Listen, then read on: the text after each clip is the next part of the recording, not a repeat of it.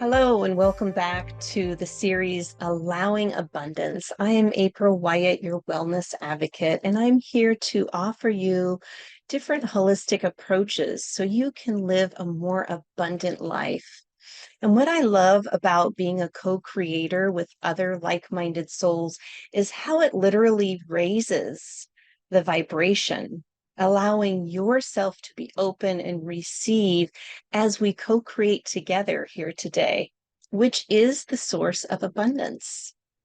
And for this episode, we will explore focusing on nurturing yourself from the inside out, mentally, physically, and emotionally, and how food plays a big part of wellness. As you know, when you eat well and healthy, you feel good. Your biology literally changes as you have more energy and vitality. This is when you are in alignment with abundance. And for our next guest, I invite Maria Mason, a lovely soul I've had the pleasure of meeting online actually, and even virtually as she's across the globe, South France. I felt an instant connection with her because Maria and I share the same bond with nature. And through our own experiences in life, she too has felt the call to be a guide in wellness for others. Maria is passionate about nutrition and mindful-based eating awareness. And she started her journey by exploring nutrition to support herself and then expanded by offering counseling for others, by incorporating tools such as hypnosis, eye sensory movement, and mindfulness practices. And through this holistic approach, Maria's inspiration for wellness is believing in our own natural power and inner resources that helps us choose the right path to optimal living. I'm honored to introduce to you Maria Mason. Thank you, Maria, for being here with us today in our community. Hi, April. Thank you for such a beautiful presentation. I feel like a flower that's just about to blossom. Oh, maybe that's why I was inspired to wear this shirt today. Yeah, It's like I hadn't maybe. worn this shirt in a long time, and I'm like, I'm meeting Maria. And we've talked in the past, Maria and I, about her lovely space that she lives in lavender fields, south of Paris. And what an abundant place to live, too, Maria. Oh, yes. We're surrounded by lavender fields, and lavender fields don't ask for a lot of water, so this is just fantastic. As it's getting drier and drier, the lavender is continuing to grow, and they are actually planting more lavender fields now than before. So this is just wonderful. Mm. Oh, I just can't imagine. It just would be beautiful to wake up and explore that every day. Mm, Yeah. sure is, yeah. Yeah. Yeah. Well, would you mind sharing your story, Maria, of how you discovered about nutrition and how it's supported you up to this point? And basically, yeah, what abundance have you found through that journey? Oh, yes. With pleasure. It's a long journey. I started when I was young, being passionate about cooking because I always loved cooking, inventing, and with my mother, we used to taste all my inventions, and we had great fun, with the cooking. And then I had the luck to go to France when I was young, to do an exchange when I was 15.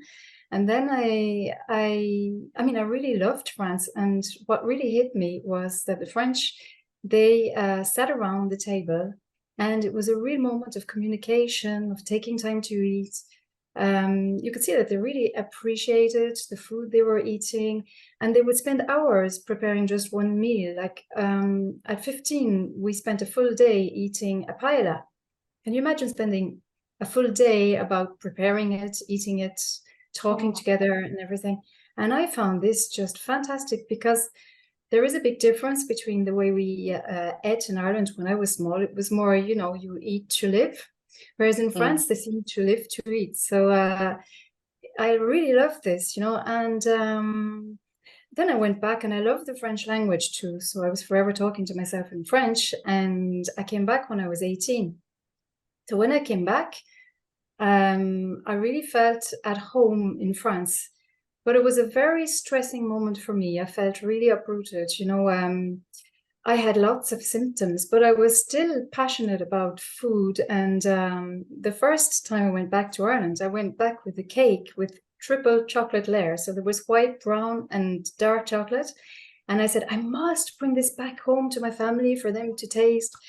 But the chocolate that they like in France is not the chocolate that they like in Ireland. So in fact, I brought back my cake and just my mother and I ate the cake. So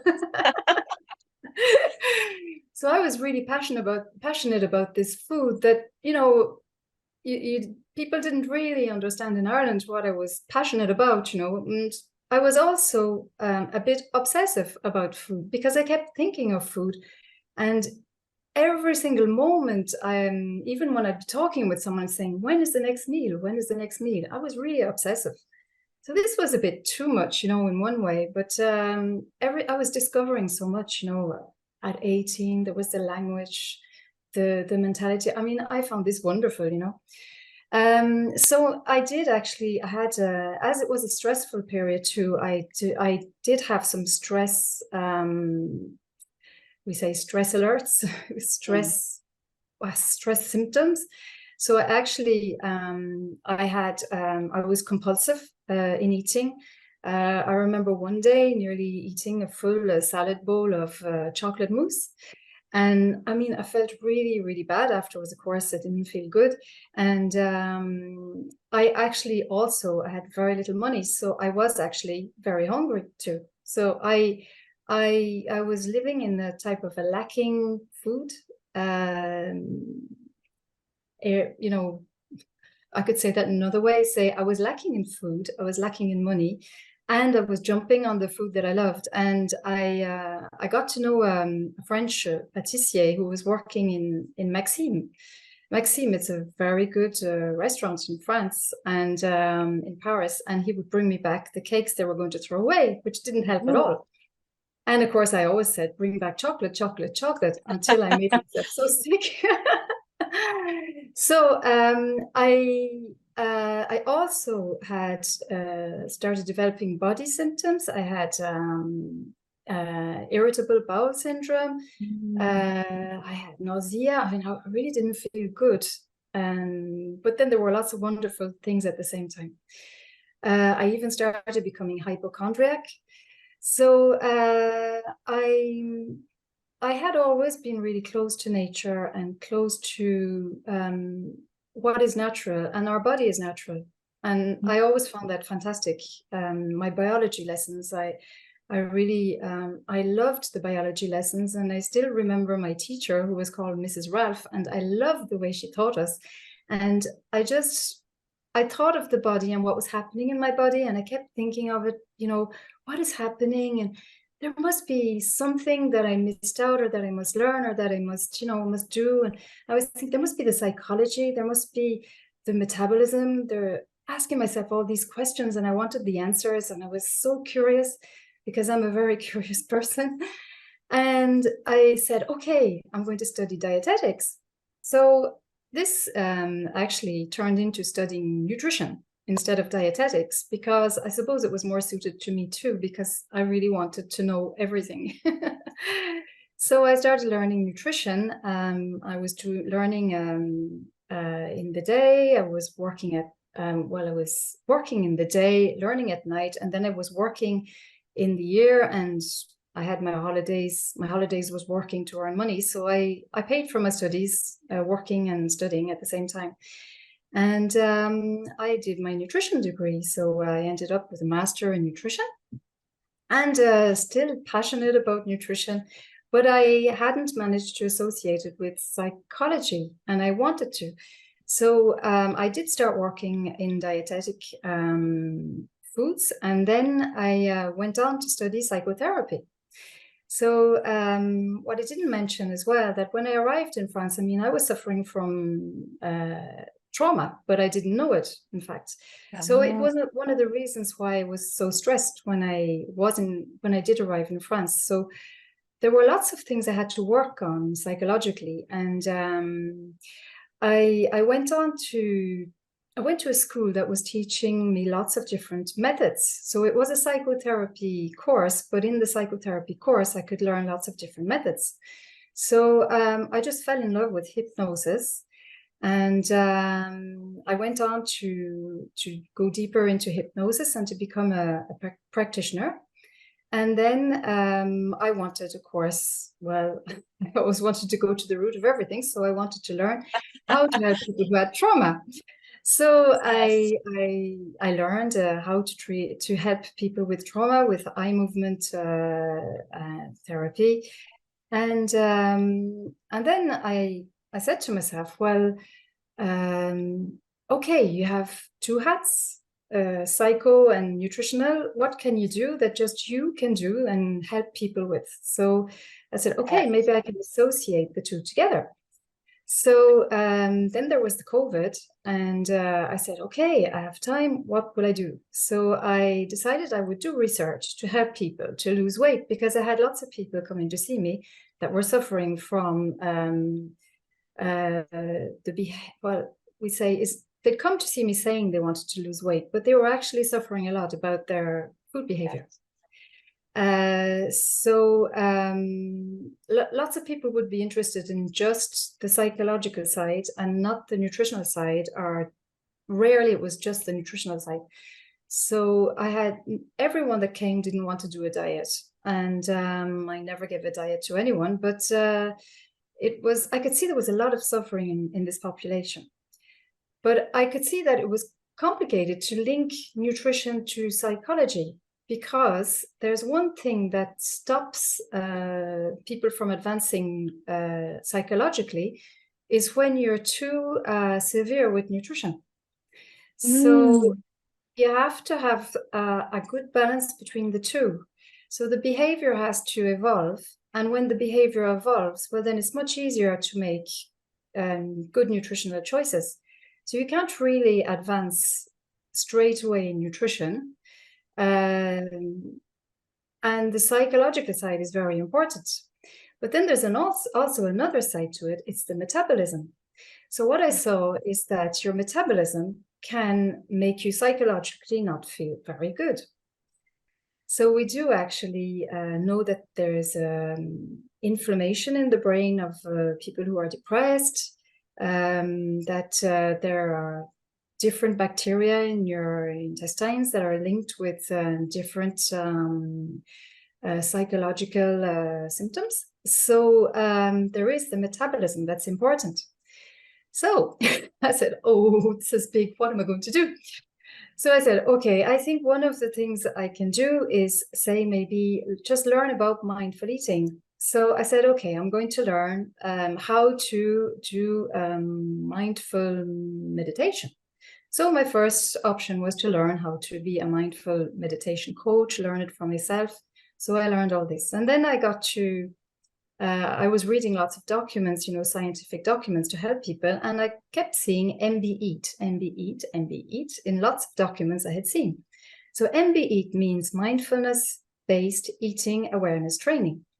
So I actually said to myself, well, this is very interesting, because the most interesting articles that I've read came from studies made through the MBE team. Well, I did see other interesting ones, like Health at Every Size, for instance. There were other ones that were interesting, but there were quite a lot coming from MBE. So I saw that they were giving courses online, and I said, oh, this is great. So I booked in for a course. yay, COVID, right? So I learned how to become an instructor. And Mm, when I learned how to become an instructor, then I understood that I had already the information, but I just didn't know. It's like having wool without having the needles, you know? I had the basis, but I hadn't managed to make the jump, you know, the garment that you could make with it, you know? So Mhm. then I realized that there is really a way to help people step by step to get to where they want. And what is fantastic about MBE is that there have been scientific studies now for 20 years, and we see that not only people learn to have a more peaceful relationship with their eating behavior, but they also start eating better nutritionally. And we do know that if you start eating better nutritionally, as you said at the start, you start feeling better physically and psychologically. So it is a very virtuous type of course, and I really saw as well paths I went through by myself as well, because there is also the mindfulness side. You question, you know, what way am I living my life? Is this the type of life I want to live? And all this mindfulness side, well, when I think of it, when I remember when I was obsessive about food, when I had lots of stress symptoms about food, well, in fact, what I did do was go closer and closer to how I felt my life should be, that I'm here for something. So, you know, it sort of linked me onto that. And I realized that I have done a lot of the path already that MBE teaches you. I have done it by myself by being curious, but I would have loved to have done a course like that 20 years ago. So yeah, Jean Christeller, who is the psychologist behind all this, I'm very admirative of the work she has done, and how she manages to keep a humble way of talking about this with all she has done. I mean, mindfulness, you never really know what is going to be present, and you know, you can never say, okay, I have all the answers. You're just going minute by minute to help yourself along, in fact, because it's really teaching people to help themselves. So Mm, yeah. it sure is. It and wow, love. I could just listen to you talk all day long, Maria.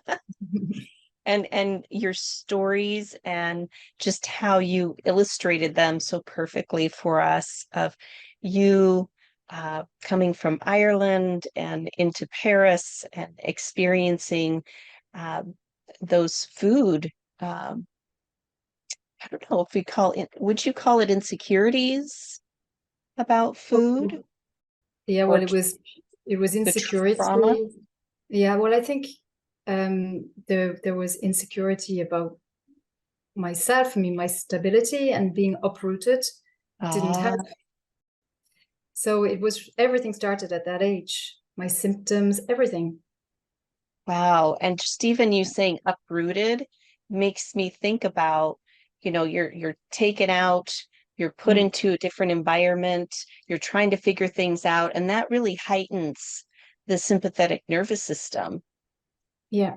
And so then um I have a theory, and I'm so excited to ask you this, okay? I'm serious about this, people.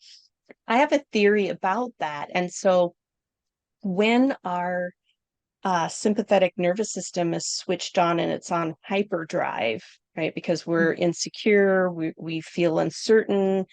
I'm going to give the example of the global shift, right? In 2020, there was a lot of that going on. And you could see in the grocery stores all the chips, ice cream, like all the high carb, sugar, salty, snacky, crunchy stuff in the US, at least, was just dissipated out of the shelves. So my theory is with the sympathetic nervous system being on hyperactive, and that biologically is driving us to crave the sugar, the carbohydrates, the things, because our body's saying, okay, you're in survival mode. You don't know when you're going to have your next meal. There's a lot of uncertainty. Would you say that is true or to some effect? Oh yes, it's scientifically we actually do see that people when their emotions are troubled, I mean it's the animal side of us could go towards eating, but we do actually see two behaviors with strong emotions. Some people can't eat anymore, and some people continue eating. Okay. You have people that put on weight and you have people that lose weight. But a scientific study showed that people are not indifferent to stress. They're not indifferent food-wise. So you have two types of reactions, but we do have also hypnotic reactions. Like, for instance, if every time you fell, you were given a piece of chocolate, Oh.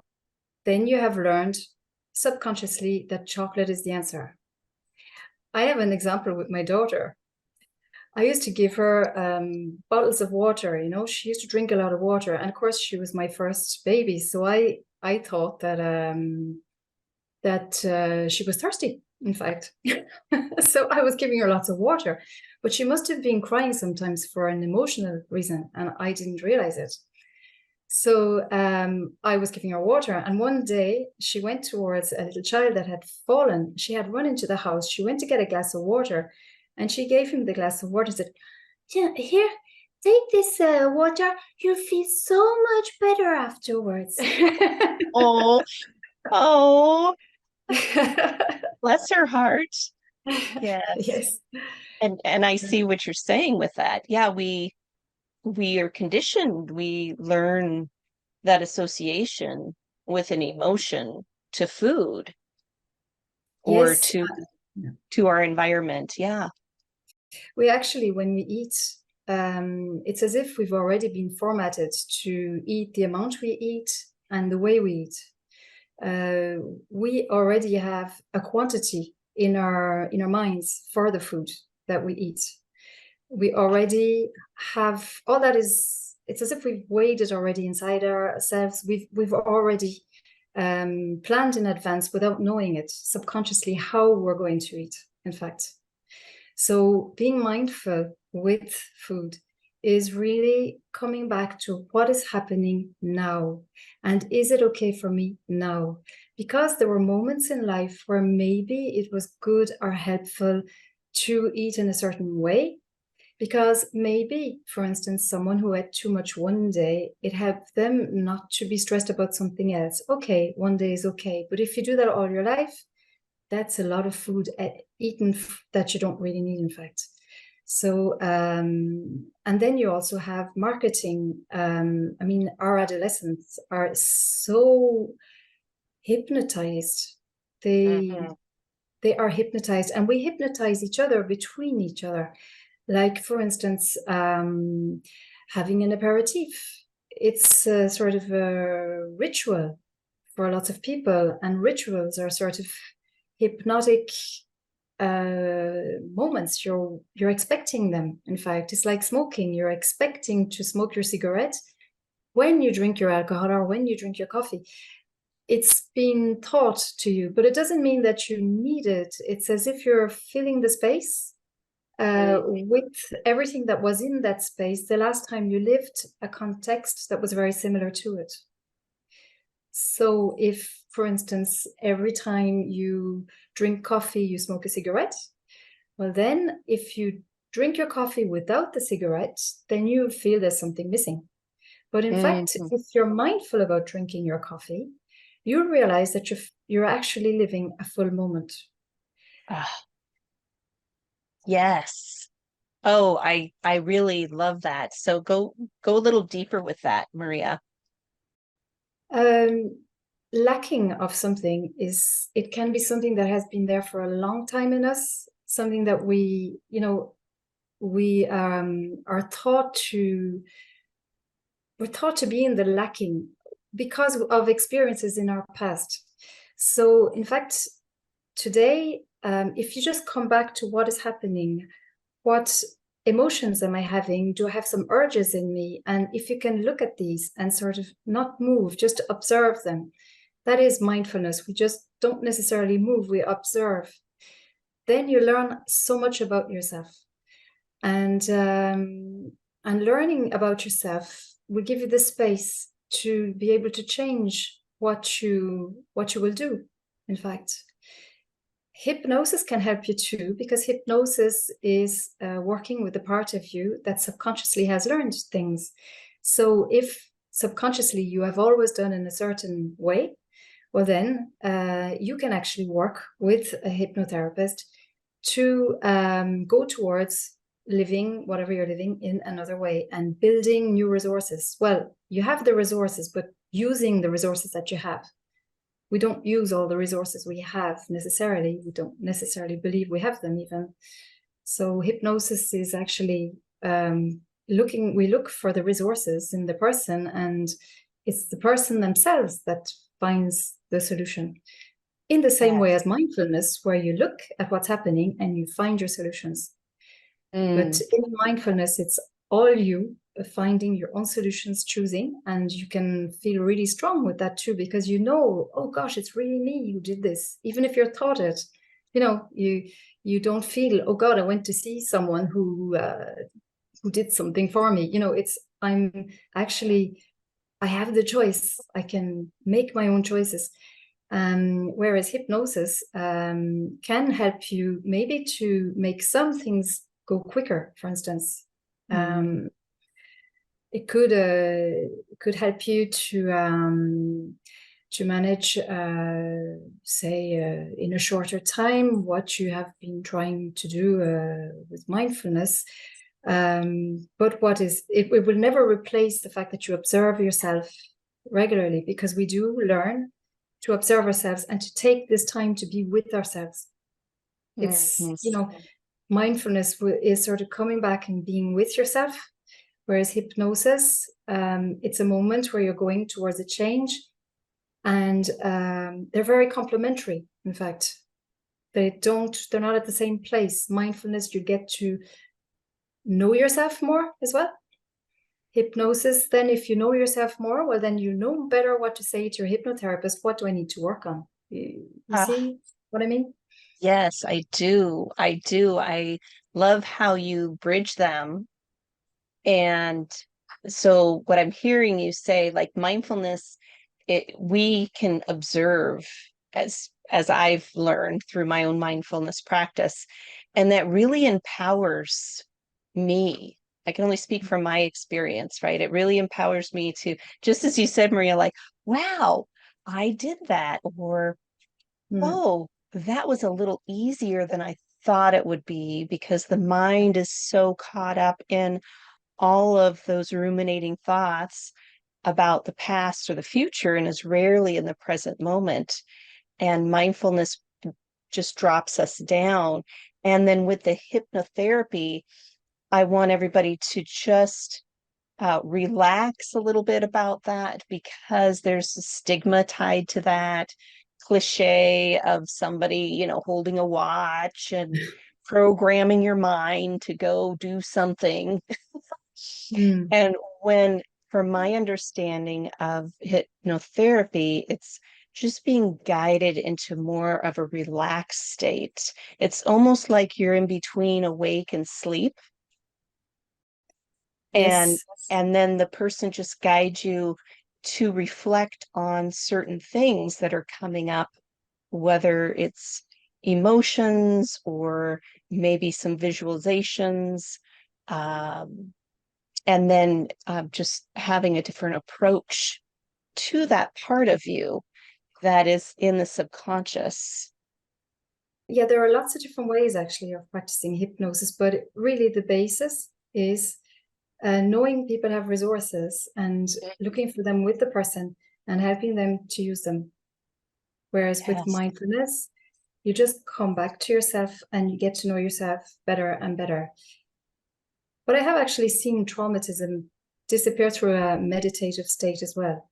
So, you know, coming back to yourself and just accepting things the way they are can let it go as well. So there are lots of paths, in fact, to help people, to help yourself and to help people. But if you really have traumatism, it's important that you go towards a specialist, who knows how to work with trauma, because there are some things that we really need help for. And trying without succeeding can make you feel that you'll never manage, So it's important. I'd say that the main ingredient, in fact, when you really, really want to advance on a long trip like that, is it's really self-compassion and self-acceptance. Because if you can be compassionate even with the parts of you that are not living what you would like them to be living, well, then it's a great first step, because we know that when we fight against something, it becomes even bigger. So it is very helpful, and it's what we learn in mindfulness. And that is really, I would like, if someone was, say, at the start of a big trip towards themselves, I'd say they're the ingredients I would encourage them to use, really. Yes. And what I love about all the gifts that you have to offer is that you meet the person where they're at and then see what best suits them. When you said about, us having self-compassion for ourselves and self-acceptance, I think that's also part of the lacking. I feel that that is the root cause of a lot of disruptions of, mental health, because Yes. we're not appreciating ourselves and having that compassion and having knowledge that that's part of the self-discovery. That's part of, I call it, navigating your internal landscape, because we Yes. have little hills, oh, things are going great. And we have a valley where, oh, that day didn't go so great. And then we have a mountain where, oh, I can see everything clearly. I know exactly where I'm going. And then we have a canyon to where we can't even find ourselves. So when we hold that self-compassion and understanding that we are emotional beings and that we are just meeting ourselves where we're at, wherever that is, then that allows us to open a little bit more to that self-discovery and acceptance and healing. Oh, yes, I definitely agree. And it's true that the behavior of not accepting yourself makes symptoms, Yes. and it's Yes, part of the problem. yeah, Yeah. I hear so many people say, I'm this, I'm that, I'm so depressed, I'm so anxious, I'm fat, I'm this, I'm that. And even those are really affirmations. That's just what you're speaking to yourself. And your body is responding. Of course, your body Our is, body, yeah, it's not our body, separated from you, your body. I mean, it's like talking about your next door neighbor that is standing in front of you, maybe insulting your next door neighbor, and your next door neighbor is not going to go home very happy if you insult your next door neighbor. And what do we do to ourselves? That's really important. Do I treat myself well? Do I give myself enough rest? The way we live our lives, it can be nourishing or not. And it does give us the result that that we put into it, in fact. Then I also prepared today for people listening. I thought, well, the root of everything, really, as I was saying, it's self-compassion. So I prepared a little meditation that I'm going to put on my YouTube channel as well. If it's okay for you, it lasts oh, 5 minutes. please, So please. it's just a tiny meditation for self-compassion, because I really feel that is where you can go from, in fact. And if people do this and they feel that it's difficult for them, okay, it just means that they know that they have this to work on, and maybe they can take it as information rather than than suffering from not managing to follow. So I just propose that you sit up. All the auditors could just sit up in a straight and comfortable position. And the position is important. Actually, psychologically, the position we are in is actually going to change us. In 3 minutes, if you sit in, say, a position that is, say, if you're proud of yourself for 3 minutes, the position you are in is actually going to make you feel better. So I propose that you sit up in a beautiful, dignified way, feeling, okay, this is me and I have the right to be here. Okay? And then just let a beautiful, warming light appear in your heart.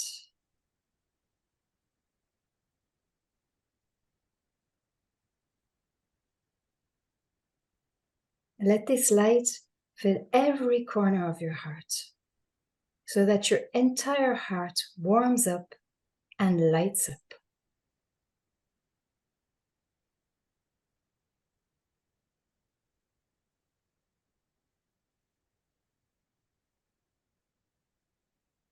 Now you may let this warm light take root in your heart and fill you with your deepest love. Like every human being, you have love in your heart. You have already felt it when you loved. It is there because it is the nature of human beings to be endowed with love. And you can even place your hand on your heart, thanking maybe all this love for being there with you.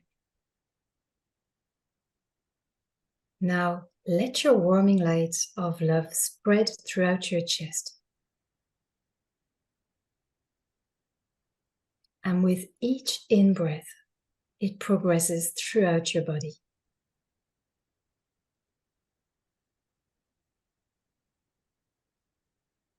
And every time you expire, a little further, so that it even spreads around you, surrounding you with a halo of all the love your heart holds.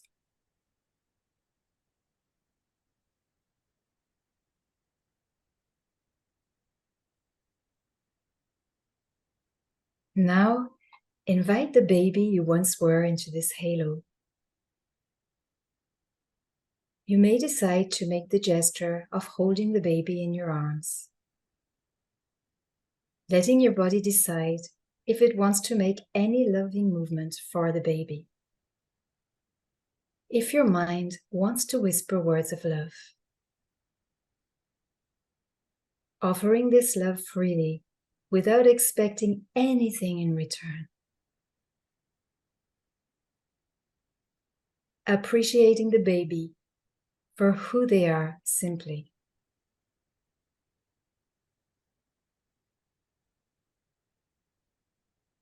Now invite another version of yourself at a different age. It's a version of you with an unresolved problem. Whatever the problem is, you may choose to accept this part of you with its problem, without trying to change this you. Enveloping this you with its problem in the light and warmth of your heart's love. Accepting you for who you are.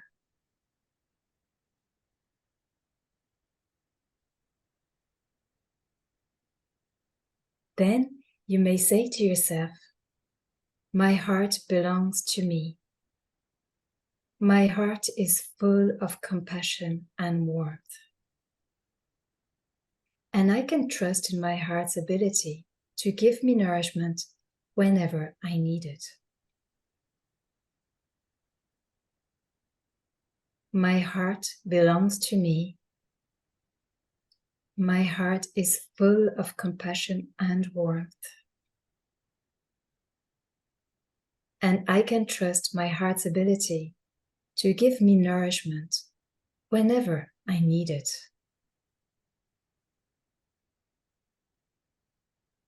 You may want to thank yourself, to thank your heart before returning here, filled with your own kindness.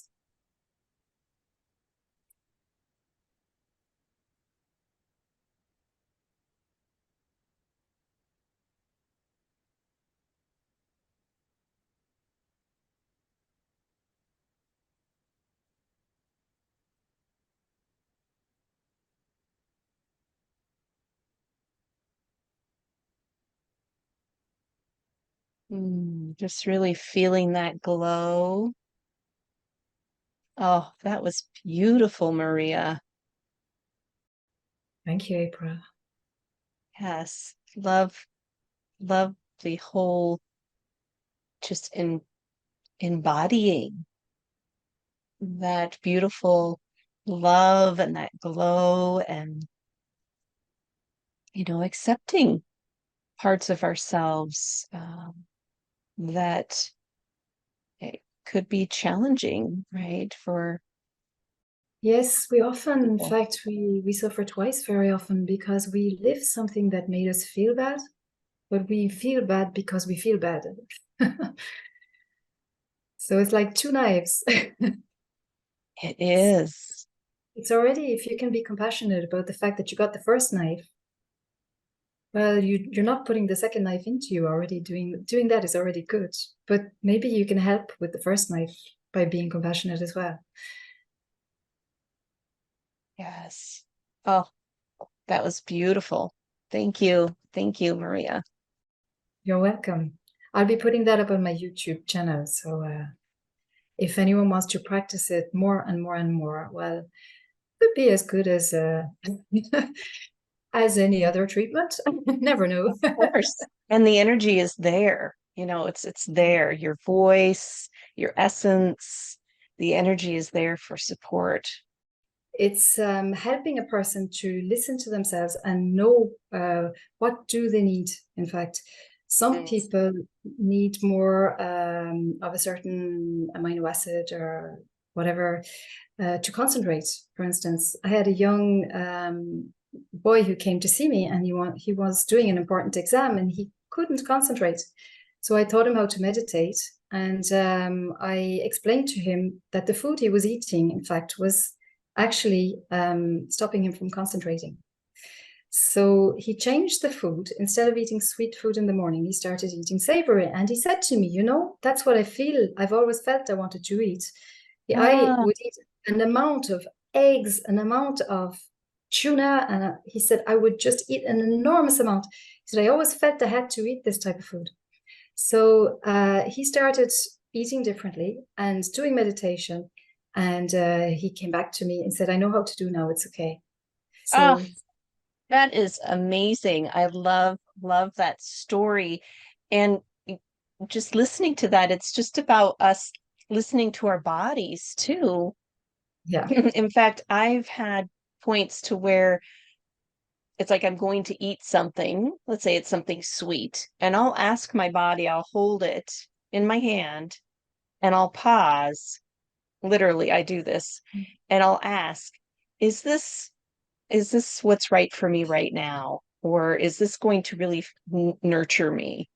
And most of the time I feel it in my stomach. My stomach will quease up. It'll like shrink a little bit. It's like, nope, but our mind, just as you expressed and explained, Maria, earlier about being conditioned, um, having that uh, the relationship that we built with food in the past went in certain circumstances or being with certain people, that type of thing.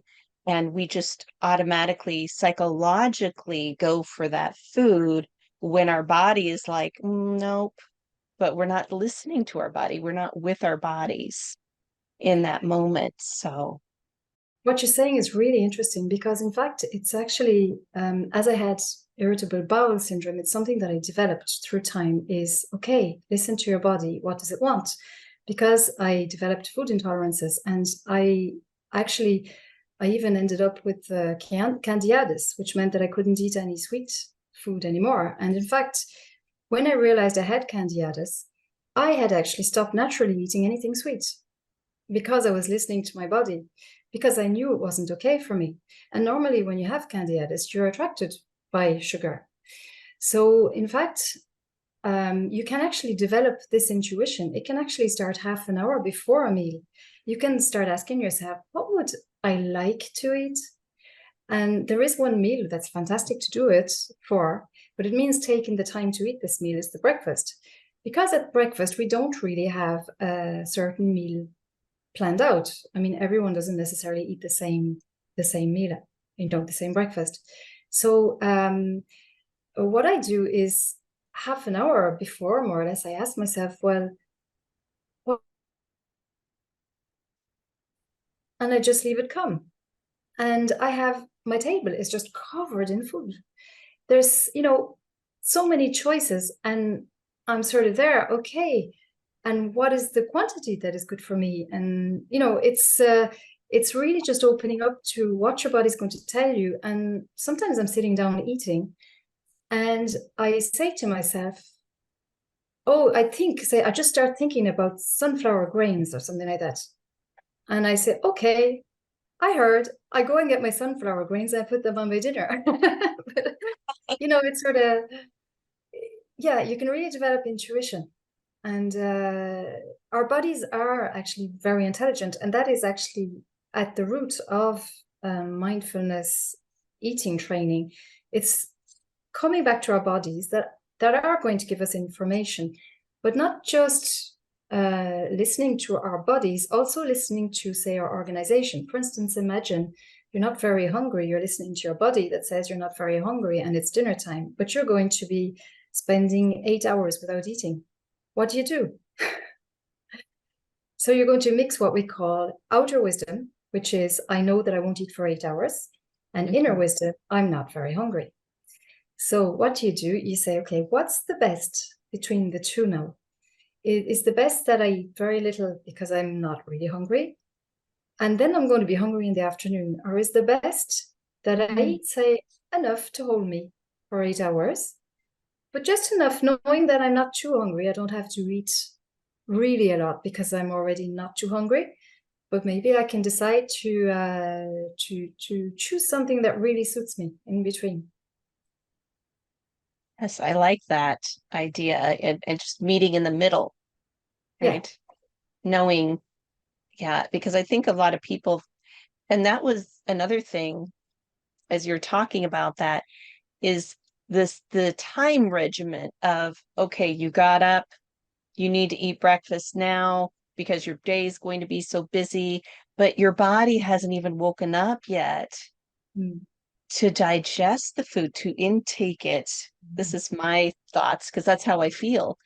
And Yes. so then I will wait till 9:30, 10 o'clock sometimes to eat something. And then, it's supposed to be lunchtime, noon. Well, I just ate at 10 o'clock. I'm not gonna eat again. Yeah. So then I'll just have an apple with peanut butter like at 2:30 or something, because I know dinner is coming, and I want to enjoy the meal, because my husband's a good cook. Oh, that's very important then. Yes. So Yes.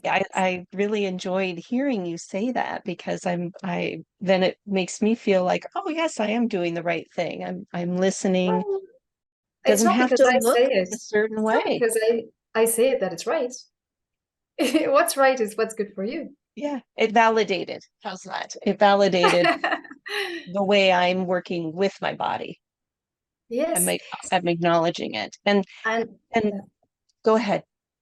sorry, it's just that you said something that is very important in mindful eating. I'm sorry to break in. Oh, it's You said, I really want to enjoy the meal that my husband is going to make for me this evening. In fact, when you are hungry, and hungry at the right level, when I mean the right level to be at ease and not to jump on food, when you have hunger, okay. you will appreciate your food more. So if you have eaten too much and your husband makes you a meal and you're not hungry when you start, you're going to appreciate the meal less. But if you're really, really hungry, you won't appreciate the meal as much either because, okay, taste-wise, you like it because you'll be able to feel it more. But you'll eat so much so quickly that you won't have all this pleasure that you could have, family or whatever. Hmm. Yeah, that's a good point too. I know sometimes, just craving, you get a craving for something, such as stir fry. I love vegetables and just a little bit like something shrimp or chicken, just a little bit of some kind of protein in there. And the other night, as you said that, I was like, oh, I've been craving this meal. And I sat down, and before I knew it, it was done. And I literally Wow. looked at my plate like, oh my gosh, did I even enjoy that? Because of that craving and anticipating. Yeah. Uh, I wasn't very mindful and just pausing and chewing and enjoying the flavors and the sensation of being satiated by the nutrients. Well, you actually were listening to your body though by, being attracted to this food. You were actually, you were listening to your body because your body really wanted that food and you ate it. So in one way you were, but you waited maybe too long. Yes, we need to have stir fry more often. Yes.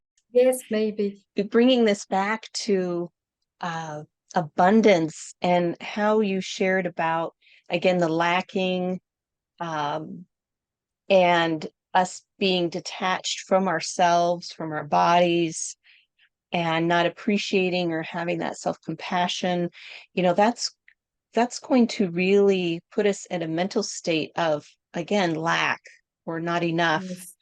Mm. Um, really in those darker valleys of that internal landscape, as I said before.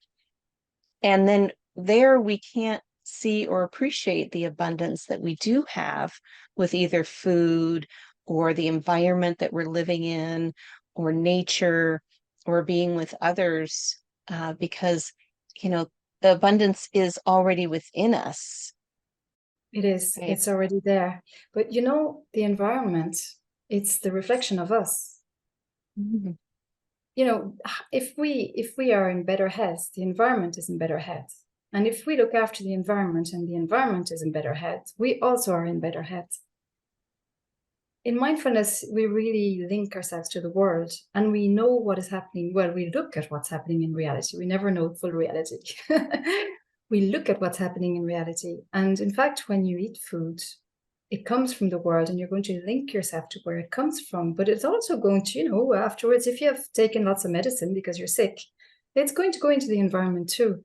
So it is it's a circle, in fact. And we are not any well, we don't have superiority. We are just, say, human beings on Earth. There are animals on Earth. There are insects on Earth. The Earth was not made for us. It was made for all human and living beings and nature. So, but we actually do have a big effect on the Earth. But that's why mindful eating can actually affect the planet. Because if we're more aware of what we do, Yes. without feeling guilty, without saying, I shouldn't do this, I shouldn't do that, but, in a peaceful, loving relationship with ourselves, the good balance between, what is perfect and what is imperfect and being in the middle, not perfect, but, choosing mindfully, we can do a lot for ourselves and for the earth. We can make the earth smile and ourselves too. Yes, we are the ripple effect, and it Yes. starts Yeah. from in and it ripples out. Oh, that's for And then that sure. that attracts more connection with others, with the community, with the world, such as me being able to be here with you today, Maria, and sharing you and your amazing, lovely insights. I've so enjoyed this conversation, and I just want to ask you a question about how are you allowing abundance in your life? Oh. I have lots of ways of being in abundance. Every morning already, I will meditate. I spend time with myself, and it's actually the most difficult moment of the day for me to meditate because I'm very creative. And at that moment, I have so many things coming up in my head. It's just, oh. And so I've decided actually, I'm going to do something very nice to myself in the future. I realize that the creative side of me needs to live. And I can't just look at it and say I'm meditating. So I promised myself yesterday, I said to myself, I know you really need to express your creativity, okay? So you know what we're going to do? So what I really promise you, I spoke to myself like that. I promise you, I know you need to express your creativity. So what I'm going to do is the next time that I sit down to meditate, I'm going to sit down and I'm going to have a certain part of it that is just meditating. And I'm going to leave you a part that's just for you to create. So, and then all of a sudden, all the thoughts just went. Ah, And I was yes. just there in my body. But and that's what mindfulness does. It teaches you know who you are and what you need. And this is, you know, that's one way of say living in abundance. It's sort of answering your needs and being nice to them.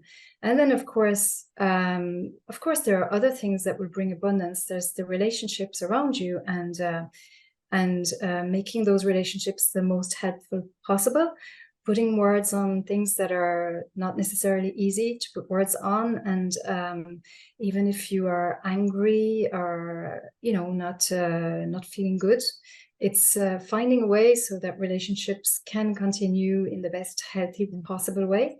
And that is very important, the relationships around me, of course. And then of course eating. When I eat, I say to myself, oh, this is going to be good for me.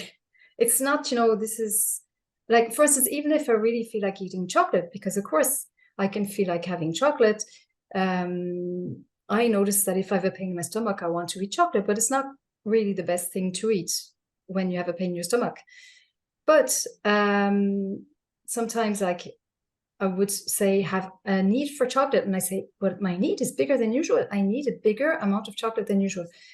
And I would take this bigger amount and I'd say to myself, oh, that's what you needed. It's good you gave it to yourself. You know, it's sort of listening, this is really what you needed, and saying, okay, that's fine. It's really what you needed. Ah, And take it like, yes. Yes, accepting it. Because it's yes, just as you said before, when we have shame or guilt, because it's usually that mind, the mind saying, oh, you shouldn't eat that, you're going to get fat, or this is terrible for such and such, whatever that is. Or you hear your parent or somebody in your life that told you, you're going to eat that. It's going to give you pimples, yeah, whatever it is. We hold those thoughts. So when you shift it with that positive psychology side of, okay, this is fine, I'm okay, and eat it, then you're not going to eat the whole bag of chocolate. You'll just eat that amount that you felt was appropriate at that time.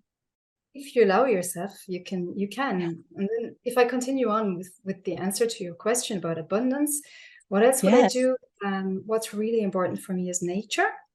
So my activities would be in nature as well, and I go for enormous walks, 900-meter up and down, and I just love walking in mountains. And I'm very lucky because around here there are lots of little mounts to go up and down, and gardening, and just being with nature. And as the weather gets warmer, I like to start my meditation outside in the cold. I love getting the cold into my body first thing in the morning, because I start before the birds sing, and I just love listening to the birds and being in connection.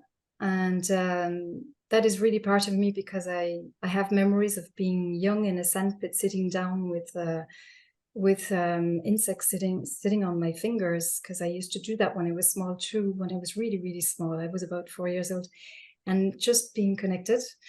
And Mm. also art. I love singing. I'm in a gospel choir, and it's really important gospel for me because it's your whole body that is implicated in the singing. And I do theater, and well, you know, my life is quite full. And say sometimes I would probably still meet some trauma because, you know, I can still meet trauma after all the work I did on myself. I can still meet trauma. So I actually do see a reaction in myself that is traumatic. But now with all the tools that I have learned, I actually manage mostly to manage to get this trauma to change with me. I don't ask it to change. I just go to it and be nice to it. And very often it just changes. And yeah, it can still happen because, you know, we never know if we still have to do more therapy or whatever. But whenever things are there, when there are emotions, just being kind, in fact, to me, myself, and yeah, asking myself, are things the way I need them to be, and are things the way my loved ones need them to be? And that's the way I live in abundance. And also I love the work I do, and of course we do lots of hours of work, and that also brings happiness to me because I feel I'm at the right place. And that is very enriching as well, of course. So that's how I live in abundance. Oh, Mm. actually, there's another thing I did is I filtered the water to the house. I filter the water because, and I noticed that since I filter the water that I have much less symptoms as well, but I do so many things, I never know where something comes from really. But I filtered it because it takes out the heavy metal, pesticides, medicine from the water. So it can help, you know, as I said, we're not all equal to the environment, and it does seem to be helping me. And it's nice to know when I drink my water that it's been filtered, yeah, which is a good thing too. And also, I'm happy for the environment because we don't buy any more plastic bottles. Yes.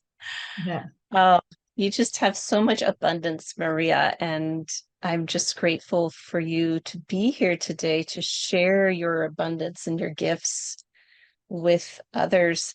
And you do so also, I want to make sure that I understand correctly that you offer support also virtually as well, correct? Yes. I actually, yeah, I work online, but I also work in physical practice. And we actually give courses online as well in English. We created the Mindful Eaters. I created it with Deirdre Kay, who is studying a master in psychology, and we created these courses together. So we do have, you'll find them through the links anyway, because I have given you my links. Well, you find us on Eventbrite, LinkedIn.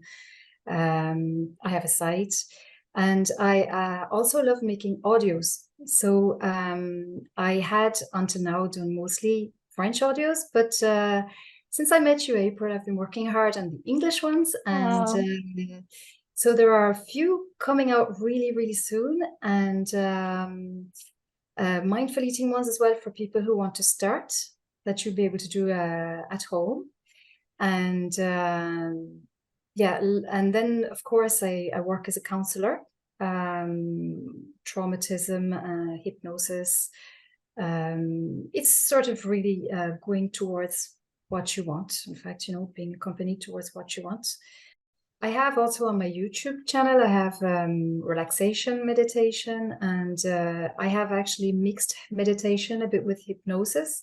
So in these relaxation meditations, there's also going towards a goal. So if, for instance, you're a type of person who finds it very difficult to take time for yourself, which was my case, so I know very well what I'm talking about.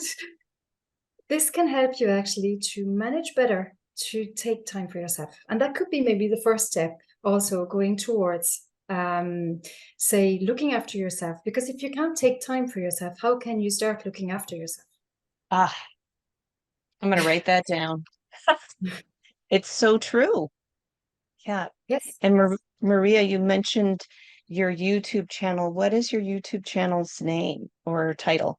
My mail is contact uh, arrow bass. I don't know what you say in English. Oh, at? At, okay, Maria uh, slash of the six mason.com. Okay, perfect. We'll have a little pop-up at the bottom. People will see that, so they'll know, Yeah, and I'll put those links in the description as well, so yeah. I people will can put connect with you. I will, sorry, first. I will put a link on my site too towards them, but I also have poetry coming soon too, because I've actually written poetry for years and years, and Mm, I actually I like doing it in audio, so it's going to come in audio form as well. And we never know what poetry can do for you. The words can be magic sometimes. Maybe they're the words you need to listen to. And often we don't even understand what the poem is saying, but sometimes they can do good as well. So yes. Very deep, right? It just resonates within those yeah, deeper that's it. parts of ourselves. Yes. Yeah, I Oh, feel it. beautiful, Maria. Thank you, my friend, for being here. Thank you for co-creating with me and sharing your essence of abundance with others. Yes. Thank you so much. It really was a pleasure for me too, April. And I love your name. You know why? Because I was born in the month of April. Wow. Yes. My mother was born in April. Actually, her birthday was yesterday. When is your birthday? It's on the 17th. Ah, it's coming up. It's Great. coming up. Yes. And also, my daughter was born in the month of April. So it's a special Yes. month. Yeah. Yeah. Oh, well, I'm Yeah. so glad to be part of your special occasions. And thank you, everyone, for being here with us today as you too are working from the inside out to create more abundance in your lives. And if you haven't had the opportunity yet, please subscribe and leave us a comment. Let Maria know what you enjoyed about this interview, any questions you may have about allowing abundance. And we look forward to seeing you in our next episode. Thank you so much. Be Thank you, well. everyone.